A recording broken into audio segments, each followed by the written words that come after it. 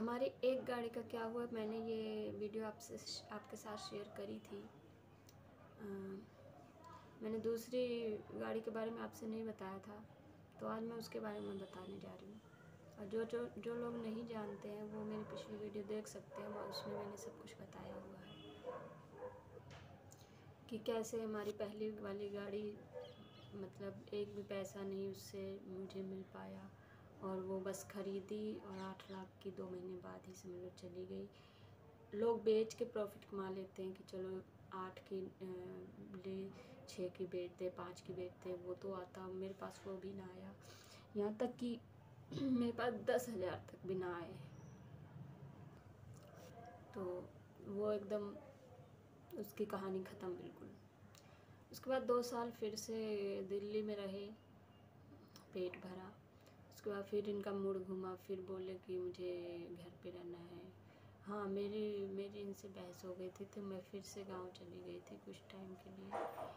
इनका अफेयर चालू हो गया था एक रेवाड़ी की एक लड़की से, और बहुत चैटिंग वैटिंग बहुत किया करते थे, और मिलने का प्लान तक बना लिया था। मैंने इनकी रिकॉर्डिंग में सुनी, इन्होंने इनकी चैटिंग इनकी मैंने ज़्यादा नहीं देखी। इनकी चैटिंग मैंने सिर्फ डियर बेबी ये वर्ड से मैंने इनको पकड़ा था, और उसका नंबर इन्होंने सेव कर रखा था मैम के नाम से, क्योंकि ये बहुत भाई ड्राइवर आदमी है, बहुत लोगों से मिलते हैं, तो इन्होंने मैम जी करके सेकंड ऐसे करके सेव कर रखा था। तो मैंने इनके इस डियर वर्ड से इनको पकड़ा। मैंने कहा कौन सी मैम है जिसको आप डियर बोल सकते हो। तो उसके बाद मैंने इनके फ़ोन की एक दिन चेकिंग करी, रात में 4 बजे आए घर, और सारी रात उससे बातें करी, सारी रात। सुबह आए, मैंने फ़ोन इनका चार्ज पे लगाना था, उठाया, उनकी रिकॉर्डिंग फाइल्स खोली, फाइल्स में इनकी रिकॉर्डिंग पड़ी थी। ज़्यादा नहीं थी तो 2-3 4-5 मान लीजिए, बट बहुत बहुत खुशकी थी।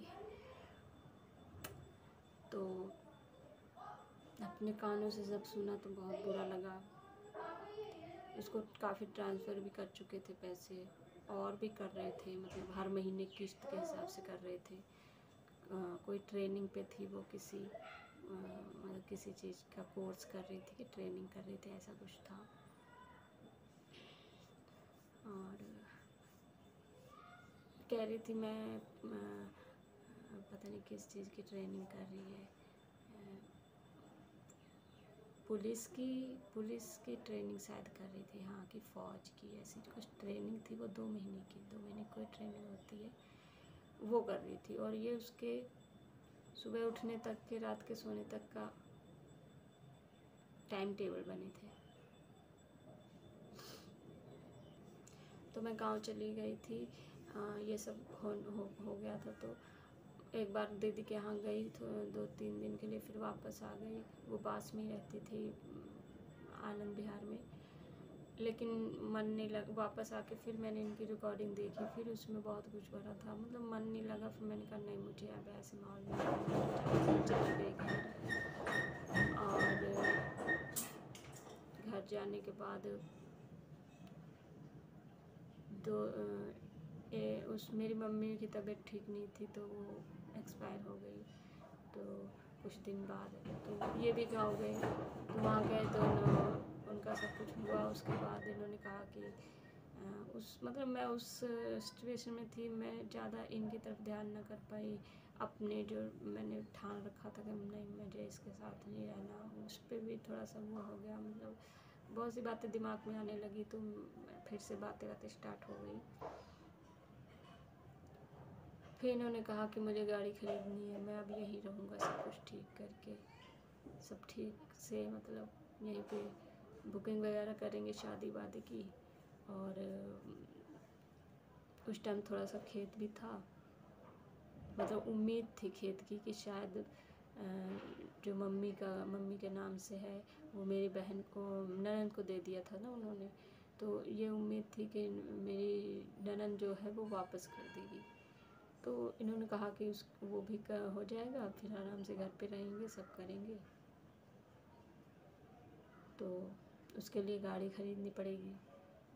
उसके लिए मैंने अपनी बहन से 3.5 लाख रुपए उठवाए इनको। बोला मुझे 3.5 लाख की है, पर वो थी 4.5 लाख की, सेकंड हैंड प्राइवेट गाड़ी। उसमें भी झूठ बोला मुझे। अरे बहुत हेर फेर इन्होंने किया है कि मैं बता भी नहीं सकती। जितना बताऊँ उतना कम है।